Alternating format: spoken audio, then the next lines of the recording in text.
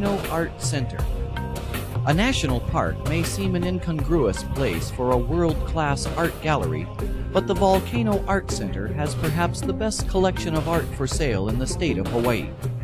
The Volcano Art Center, originally built in 1877 as the Volcano House Inn and moved to its present location in 1941, is itself an exquisite work of art built of ohia and koa woods. Inside, you will find many one-of-a-kind works in all media: oil, pottery, metal, watercolor, glass, wood, jewelry, you name it. The center also offers programs of dance, theater, and music, as well as providing workshop and studio space for artists in residence.